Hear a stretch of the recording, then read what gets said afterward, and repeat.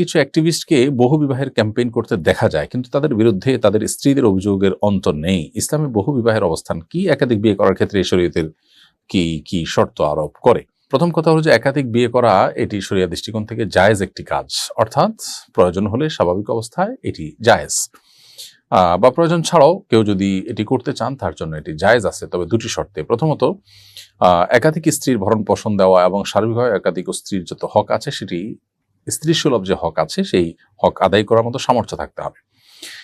দ্বিতীয় শর্ত হলো যে একাধিক স্ত্রীর মধ্যে সমতা রক্ষা করবার মতো সেরকম দৃঢ়তা, মনোবল এবং আত্মবিশ্বাস থাকতে হবে। এই দুটি শর্ত যদি পাওয়া যায় তাহলে সেক্ষেত্রে একাধিক বিয়ে করা জায়েজ। আর যদি এই দুটি শর্তের কোনোটি পাওয়া না যায়, অর্থাৎ তিনি যে কোনো একজন স্ত্রীর প্রতি ঝুঁকে পড়বেন, অপরজনের প্রতি বৈষম্য করতে পারেন, তার ক্ষেত্রে ইনসাফের ঘাটতি করতে পারেন, এরকম আশঙ্কা যদি থাকে তার নিজের ব্যাপারে, তাহলে সেক্ষেত্রে তার জন্য একাধিক বিয়ে করা জায়েজ নয়। ঠিক একইভাবে একাধিক বিয়ে করে স্ত্রীদের ভরণ পোষণ দিতে না পারলে, তাদের জৈবিক চাহিদা পূরণ করার মতো ক্ষমতা না থাকলে, সেক্ষেত্রে তার জন্য একাধিক বিয়ে করা কিন্তু জায়েজ নয়। অতএব একাধিক বিয়ে করা জাস্ট একটা জায়েজ কাজ।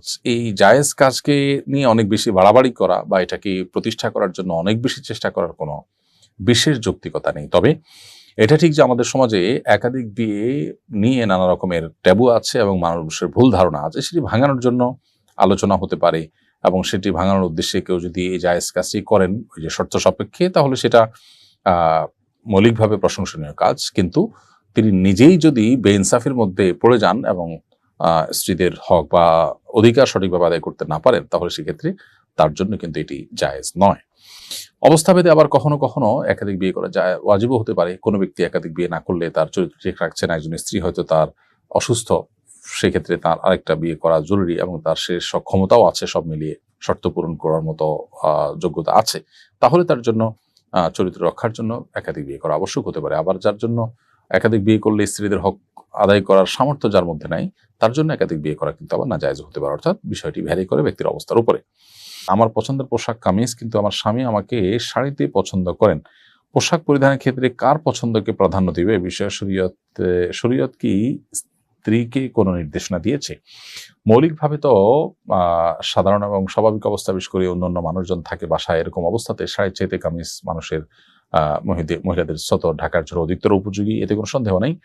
কিন্তু স্বামী যদি আপনাকে শাড়িতে বেশি পছন্দ করেন এবং একান্তে যখন স্বামী স্ত্রী থাকেন এবং অন্য কোনো মানুষ আপনার বাসা বাড়িতে থাকে না, বা যিনি আপনার একান্ত আপনার মাহরাম, ডেফিনেটলি গায়ে মাহরামদের সামনে তো আপনার শাড়ি কেন, কামিজ পরেও মুক্ত চেহারায় বা আপনার মাহরাম মানুষদের মতো করে তাদের সাথে যাওয়া তো এমনিতে জায়েজ নয়। কিন্তু শ্বশুর আছেন বাসায় বা অন্য কেউ আছেন, ছেলেরা বড় আছেন, এরকম পরিস্থিতিতে শাড়ি না পরে কামিজ পরাটা উত্তম। কিন্তু স্বামী যদি এটাকে প্রায়োরিটি দেন বা পছন্দ করেন, সেক্ষেত্রে যাতে করে শরীরের কোনো অঙ্গ প্রত্যঙ্গ দৃষ্টিকটুভাবে খোলা না থাকে, সেদিকটা খেয়াল রেখে আপনি শাড়ি পরতে পারেন। আর একান্ত কক্ষে স্বামী যেটা পছন্দ করবে সেটা আপনার পরিধান করাটাই হলো উচিত।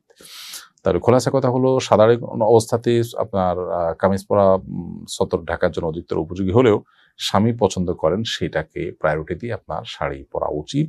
কারণ স্বামীর চরিত্র হেফাজত করা এবং তিনি যাতে কোনো মানে পরনারীতে আসক্ত না হয়, সেই জায়গা থেকে আপনার তাকে সহযোগিতা করা উচিত এবং সে মানসিকতা রাখা দরকার। সেই জায়গা থেকে আপনি নিজের পছন্দের উপরে স্বামীর পছন্দকে প্রায়োরিটি দেওয়ার চেষ্টা করবেন। তাছাড়া একটা কথা আছে, মানুষ নিজের পছন্দে খাওয়া উচিত, পরে পড়তে হয় অন্যের পছন্দে। অর্থাৎ যে যেটা পরিধান করেন তার নিজের পছন্দ তো কিছু থাকবেই, তাকে দেখতে কতটা ভালো লাগে এটা অন্যরা যতটা জাজ করতে পারেন, নিজে ততটা অনেক সময় জাজ করতে পারেন না। সেটা অবশ্য আরেকটা বিষয়। কিন্তু এখানে স্বামীর পছন্দ অপছন্দের সাথে আপনার বিয়ের যে উদ্দেশ্য সেটির সম্পর্ক আছে। এজন্য এখানে স্বামীর পছন্দটাকে অগ্রাধিকার দেওয়া উচিত। আমি গার্মেন্টসে কাজ করে আম্মার খরচ বহন করতাম। এখন আমার বিয়ে হয়ে গেছে, আমার কোনো ভাই নেই, আব্বুও মারা গেছেন। শ্বশুরবাড়িতে প্রচুর সম্পদ থাকলেও আমি আম্মাকে কিছু দিতে গেলে শাশুড়ি ঝগড়া করেন। তাই গোপনে আমি শুধু আম্মার খাবারের জন্য অল্প অল্প চাল ডাল দিই। এটা কি অন্যায় হবে? উত্তর হলো, এই অল্প অল্প যেটুকু দিচ্ছেন এটুকুতে যদি আপনার স্বামীর মৌন সম্মতি থাকে, যেটা দিচ্ছেন এটা যদি আপনার স্বামীর হয়ে থাকে, তাহলে সেক্ষেত্রে স্বামীর যদি মনসম্মতি থাকে বা আপনি জানেন যে স্বামী এটুকুর জন্য বাধা দিবেন না, তাহলে সেক্ষেত্রে এটা আপনার জন্য জায়েজ হবে। আর যদি স্বামীর মনসম্মতি না থাকে, বরং আপনি লুকিয়ে ছাপিয়ে দেন, তাহলে এটা আপনার জন্য জায়েজ হবে না। প্রয়োজনে আপনি বাসা থেকে, নিজ জায়গা থেকে, মা যদি নিরুপায় হয় তার জন্য উপার্জন করার চেষ্টা আপনি করতে পারেন। এক্ষেত্রে দাম্পত্য জীবনে স্বামী স্ত্রীর মধ্যে বোঝাপড়া জরুরি। স্বামীরও যেরকম স্ত্রীর এ ধরনের পরিস্থিতি স্ত্রীর পাশে দাঁড়ানো তার কর্তব্য, নৈতিক দায়িত্ব, ঠিক একইভাবে স্ত্রীও স্বামীকে আপন করে নিয়ে বা ভালোবাসা দিয়ে তাকে তার কাছ থেকে নিজের এই প্রয়োজন পূরণ করার চেষ্টা করা উচিত। এখানে স্বামীর অজান্তে তার জিনিস মনের মতো করে ব্যবহার করবার সুযোগ কিন্তু নেই। আমার মেয়ে বাসা থেকে ৫ মাইল দূরে এক মাদ্রাসায় পড়ে, প্রতিদিন একাই যাতায়াত করে। আমি ব্যবসার কাজে ব্যস্ত থাকি আর নিয়ে যাওয়ার মতো অন্য কেউ নেই। এতটুকু দূরে কোনো মাহরাম ছাড়া মেয়েরা যাতায়াত করতে পারবে কিনা? উত্তর হলো যে ৫ মাইল যেহেতু সফরের দূরত্ব নয়, অতএব শরীর দৃষ্টিকোণ থেকে এতটুকু দূরত্ব মেয়েরা একাকী যাতায়াত করতে পারবে এবং এখানে মাহরাম থাকা আবশ্যক নয়। সফরের দূরত্ব যদি হয় ধরুন ৭৫ কিলোমিটার দূরে যাবে মেয়ে, তাহলে সেক্ষেত্রে তার সাথে একজন মাহরাম অবশ্যই থাকতে হবে। ভাই, বাবা, মামা, চাচা, দাদা, নানা যারা তাদের মাহরাম, এরকম কোনো একজন পুরুষ থাকতে হবে সাথে, এবং এটা তার বডিগার্ডের মতো, তার নিরাপত্তার প্রয়োজনে তার কোনো অনভিপ্রেত পরিস্থিতির মুখোমুখি যেন না হয়। মুসলিম নারী অনেক তার মর্যাদা অনেক বেশি আল্লাহর কাছে এবং ইসলামের দৃষ্টিতে, অতএব সেজন্য একজন মাহরাম সাথে থাকার নির্দেশ ইসলাম করেছে। কিন্তু ৫ মাইল দূরত্ব এটা যেহেতু কোনো সফরের দূরত্ব নয়, অতএব এখানে একাকী যাতায়াত করতে পারে, মৌলিকভাবে এটি জায়েজ আছে। তবে নিরাপত্তার ঝুঁকি, আজকাল যে ফিতনা সংকুল সময়, এই সময়টাতে ব্যবসা বাণিজ্য বা অন্য ব্যস্ততার অজুহাতে মেয়েকে প্রতিদিন এরকম ৫ কিলোমিটার মতো দূরত্ব একাকী আসা যাওয়া করতে দেওয়ার চাইতে তার সাথে একজন গার্ডিয়ান, একজন অভিভাবক বা কেউ না কেউ সাথে থাকা, এটা উচিত এবং তার নিরাপত্তার জন্য অধিকতর কল্যাণকর। আমি এক মেয়ের সঙ্গে হারাম সম্পর্কে ছিলাম, কিছুদিন পর সে বিয়ে করে ফেলে, কিন্তু এখনো আমি তাকে ভুলতে পারি না। তার প্রতিও মায়া আরো বেড়েছে। সে নিজেও মাঝে মাঝে মেসেজ দিয়ে বলে আমাকে ভুলতে পারে না এবং খুব মিস করি। কি করলে আমার মন ভালো হবে এবং আল্লাহর সন্তুষ্টি অর্জন করতে পারবো? ভাই রাজিবুল, হারাম সম্পর্ক থেকে বের হয়ে আসার জন্য মানুষের দৃঢ় সংকল্পের কোনো বিকল্প নেই। হারাম সম্পর্ক আপনাকে জাহান্নামী করে তুলবে এবং দুনিয়ার জীবনকেও আপনার জাহান্নামে পরিণত করতে পারে। আল্লাহ এবং তার রাসূল সাল্লাল্লাহু আলাইহি ওয়াসাল্লাম নিষিদ্ধ করেছেন, সেজন্য এই পথ থেকে বের হয়ে আসার জন্য দৃঢ় সংকল্প এটি আপনাকে ফিরিয়ে আনতে পারে এবং সেটা আল্লাহর কাছে চেয়ে নেওয়া এবং নিজের পর নিজে কঠোর হওয়াটা হলো সবচেয়ে বড় বিষয়।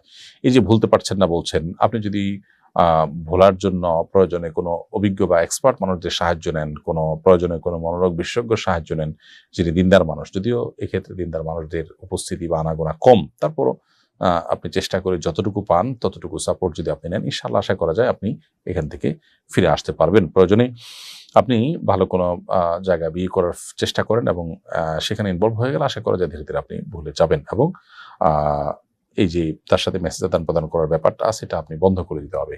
প্রয়োজনে মোবাইল চেঞ্জ করা, তার নাম্বার চিরতরে যাতে আর পাওয়ার কোনো রাস্তা না থাকে সে রাস্তা বন্ধ করে ফেলা, দূরে কোথাও চলে যাওয়া, এরকম কোনো উদ্যোগ নেওয়া উচিত। কিছুদিন